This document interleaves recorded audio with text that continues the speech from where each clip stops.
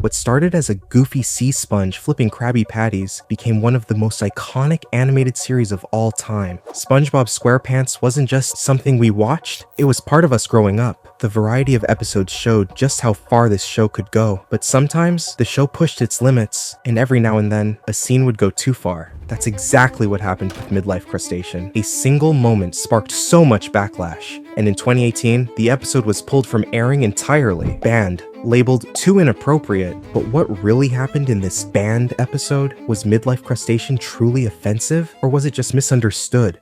It all starts with a joke, but the joke is on Mr. Krabs. He wakes up to the radio singing, "You're old." His crusty eyes cracks open like a rusted old boat. His body cracks with every move he makes. Everything in this opening scene is externalizing his inner panic. This isn't just about being old, it's about feeling obsolete. He walks to the bathroom to wash his face, and his mirror reflection shows tired eyes and drooping chins that go down to his stomach. Jeez, Mr. Krabs, you don't look too good, buddy. And can I just say, whenever SpongeBob does this slight realism to the characters, can we all agree it's such a jump scare? He makes his way to his kitchen table, and Pearl walks in. She's bubbly and loving as usual. She made him breakfast. It looks absolutely disgusting if I'm being honest, but I guess it's the thought that counts. Then she reminds him to take his literal gigantic pill because, well, he's old. He says he hates the pill, but Pearl just shoves it down his throat. Mr. Krabs asks her directly if she thinks he's old. Her response?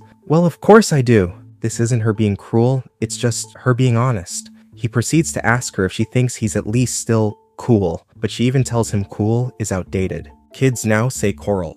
So he tries saying that he's Coral, but she just cringes. Once he leaves for work, she quickly calls her friend Jenny to let her know that Coral is no longer in, since her old dad is now saying it. Watching this feels a bit sad, because at this point, it is very obvious Mr. Krabs is trying to blend in with the young people. He wants to seem Coral, as they say, but it's humiliating, because with every attempt he tries, it just makes him stand out more. Once outside, he convinces himself he isn't old. The world had other ideas for him. A Boy Scout helps him cross the street. A fish pedestrian kept telling him to walk faster, even though he clearly was walking his fastest. When some kid's ball came up to him, he asks them to join the game, but the kid refuses and says that old people always ruin the fun. And then, for the absolute chum on the cake, he sees a long line of elderly fish outside what he thinks is the literal cemetery. Oh yeah, he freaks out. He starts yelling, "I ain't old like you," over and over as he runs away. But the twist? They were just waiting for ice cream. Classic SpongeBob. The show always builds tension and then undercuts it. But even as a joke, it shows us how paranoid Mr. Krabs has become about aging. He sees it everywhere, even when things are not as they seem. Back at the Krusty Krab, the pain hits different. A kid says their Krabby Patty tastes weird, and his mother says it's because the patty is old and dried out, like that man right there, and tells him to put it in the trash where it belongs, pointing to poor old Mr. Krabs. Oof. I must admit that one definitely hurt. Mr. Krabs grabs the patty and stares at it and mutters, "Well, little patty, we're two of a kind." And he takes a bite and says, well, that's what I taste like. So two important things occurred here. This is where Mr. Krabs actually gives in to the idea that he is indeed too old and accepts it. It's sad, because it's obvious by accepting this, he now believes he has gone stale. And interestingly enough, him saying, "So that's what I taste like about the patty," has a double meaning. He's saying that in regard to the mom's comment about the patty being old and dried up. But also, this could be the line which also gives points to the Krabby Patty formula theory, meaning that it's made out of, well, crabs. But I'll save that for another video.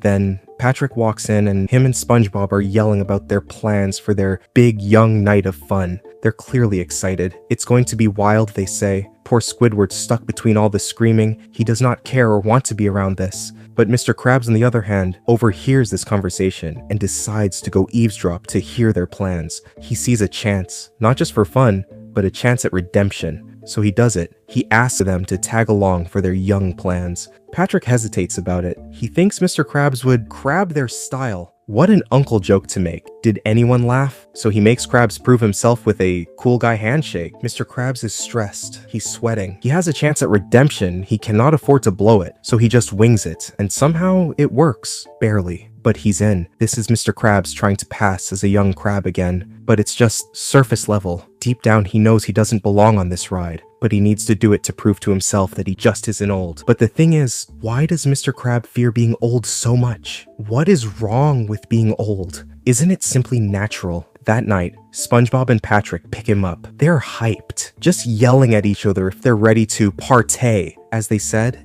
it's chaotic. Even Pearl yells at Mr. Krabs to stop embarrassing her. You see the way he's trying so hard to fit in and be young? It's very cringe. But at this point, we can't help but feel a bit happy for him. He is excited to be, or at least feel young again.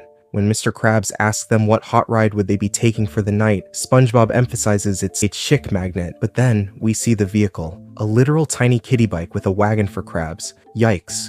Could this get any more embarrassing? Actually, yes, it can. Actual cool kids pull up right next to SpongeBob in their hot ride and call them dorks. Mr. Krabs, though confused, remains in denial and just figures maybe things are just different now. Then they arrive to the first stop, the wash. Mr. Krabs tells them that he's nervous he hasn't been to a club in a while, but SpongeBob tells him to just follow their lead and keep it cool. And then they ran in looking everything but cool. And of course, poor Mr. Krabs follows their lead. But once they get in, the reveal happened. It's not a club, it's just a laundromat. They all stare at the machine spin and wash the clothes. This moment is ridiculous, but the thing is, it's supposed to be. It's SpongeBob and Patrick after all. We know this to be their personality. They see the world from a silly, childlike perspective. Mr. Krabs should have known this too. Mr. Krabs tells them that he expected to see more of the crazy hot nightlife, not this. And SpongeBob proceeds to tell him that this is just the beginning of their night of debauchery. And just like that, Mr. Krabs was excited again. I wonder what would be stop number 2. Are we finally going to see SpongeBob and Patrick doing something actually wild? Well, if picking up trash under a highway is wild, then yes.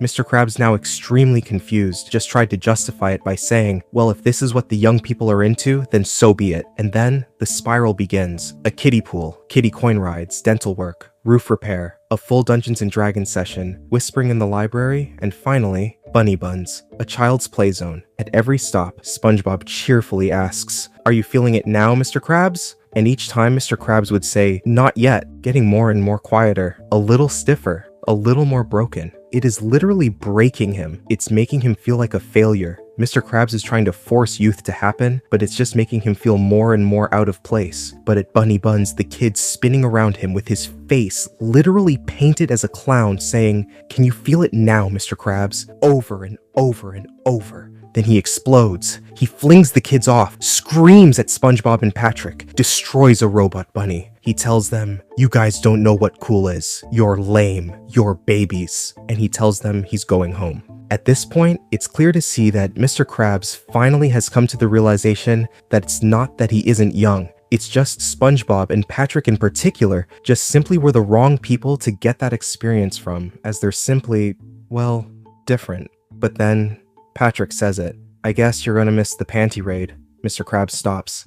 "Panty raid? Girls? Raiding their dressers for underpants?" he asks Patrick. And Patrick says, "Oh yeah." Mr. Krabs' eyes literally light up. For him, this is what he was waiting for. This is his moment to feel young again. Something rebellious and dangerous. This is the exact moment which got the episode banned, but in context, it's not just a shocking gag, it's a tragedy. The desperation of Mr. Krabs yearning to feel young again is the point. He is so desperate he is willing to do anything. So using a ladder, they climbed into a window and sneak into a house, tiptoeing into the room.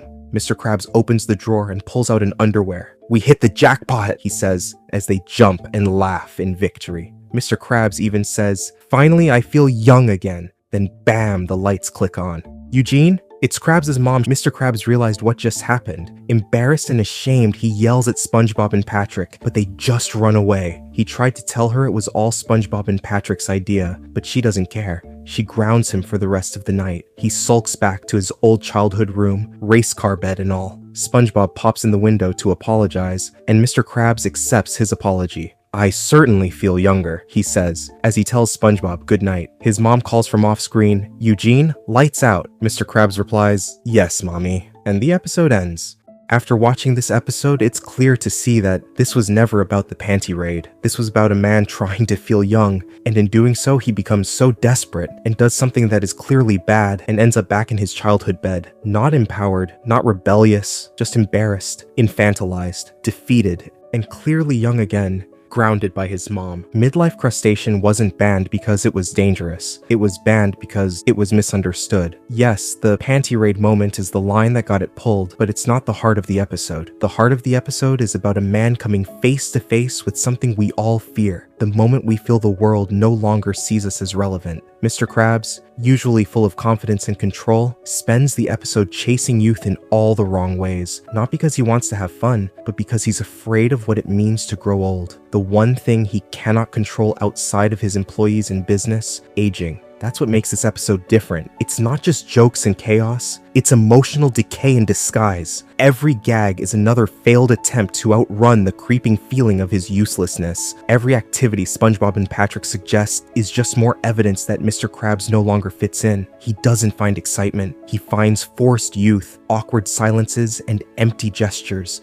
And when he finally thinks he's found something rebellious, being the panty raid, it backfires in the most humiliating way possible. What makes the scene so powerful and so misread, in my opinion, it's that it's not glorified at all. The panty raid is framed as immature from the start, with SpongeBob and Patrick treating it like some childish game. And when Mr. Krabs jumps on board, it's not because it's cool, it's because it's his last resort, his final attempt to feel relevant. The payoff? Utter humiliation. He ends up caught by his own mother, stripped of any dignity he thought he had, and sent to bed in a race car frame. Not rebellious, not edgy, just sad. And this is the part that gets overlooked. The scene wasn't celebrating inappropriate behavior, it was mocking it. The show used the panty raid as a joke, yes, but it was a joke at Mr. Krabs' expense. A way to show that trying to be someone you're not, especially when it involves crossing a line just to be cool, isn't empowering. It's pathetic. The lesson wasn't do a panty raid, it was look how embarrassing and pointless this was. In a way,